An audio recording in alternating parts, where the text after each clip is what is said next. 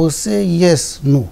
It depends on where you are mining. There are areas that have gone far in mining activities that these things don't happen. But if you are mining in an area that has these weaknesses, it's possible, especially if it's underground mining.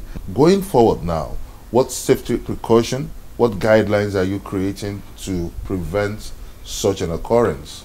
First of all, we want to say that Nigerians should not be scared about what happened, that we are not located in that geological region where it's prone to earthquake or earth tremor. We will experience this here and there. When this happened, we checked, and there was no crack in any of the buildings or roads and so on, and that is good news.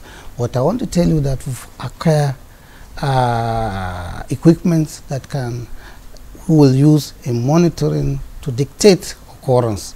So with this equipment that will be installed in the six points in Nigeria base, they call it seismometer. Okay. It's used in monitoring earth tremor, earthquakes, and so on. So we've acquired them. We are proactive. After the quake incident, we say we can no longer be claiming Nigeria is not within that zone, and there was need for us to be proactive. We've acquired them, but we're installing them, and that will allay the fears of Nigerians. And if we are able to detect such things, we'll easily take safety measures. Now, back to your core mandate. It will be recalled that during the immediately the president assumed office, he expressed worry about the over-reliance on petroleum and immediately gave a robust advocacy on the need to diversify the economy. And mining was one of those areas of huge potentials that was identified, and all eyes was on mining to lead us into that future of prosperity. So since then, what has been done in terms of revenue generation and economic growth? Well, I want to say that when we are given the mandate, and the most important thing we are supposed to do is to ensure that mining contributes more to the GDP, and also ensure mining creates jobs for our teeming population. And when we came and saw the challenges that were there, what we did was to bring stakeholders together, say, look, Nigeria was known for mining. What happened? And so many reasons were brought, and the challenges were put on the table. We decided to, based on the challenges and our mandate, we decided to develop a roadmap. And that roadmap was developed by our staffs here and stakeholders outside in the academia and so on, businesses and so on. And we've been trying to follow that roadmap. And what have we been able to do? With the roadmap, we're able to funds started coming in because we discovered that this place was poorly funded. We now have money from the intervention fund.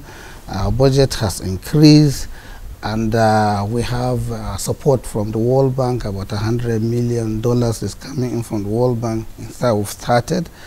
We are now able to address challenges. But for example, if I may ask now, because I recall that the federal government did highlighted that the reforms is going to be essentially private sector driven. Yes. So what's been the investment appetite in the sector?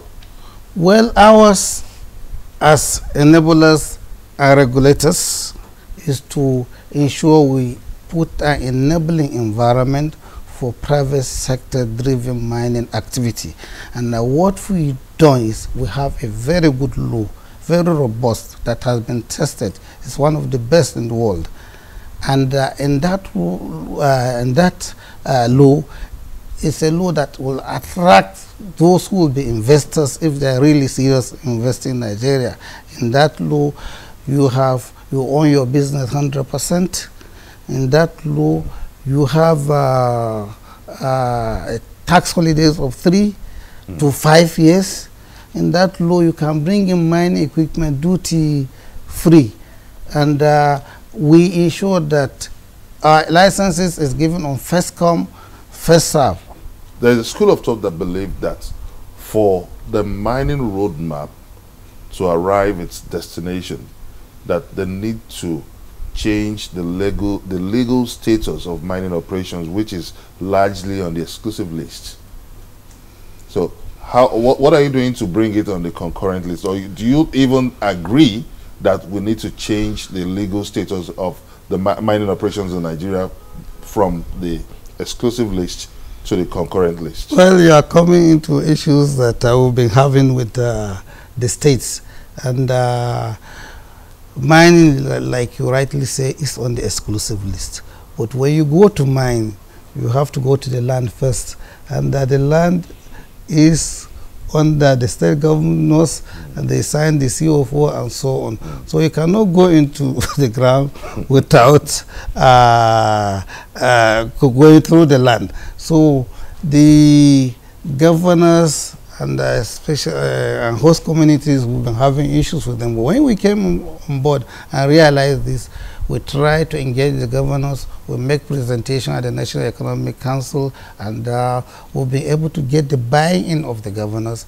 And as mining activities is going on in your state, you are entitled to the 13% derivation that the oil producers. Your ministry is playing both the regulator and the operator's role. No, how? Because there is no regulator. How? You are the ministry, and you also give out the license. So, but isn't there a need for an independent mining regulatory commission? We are going towards that, one step at a time. At the level we are now, we have to get Nigeria to buy into mining.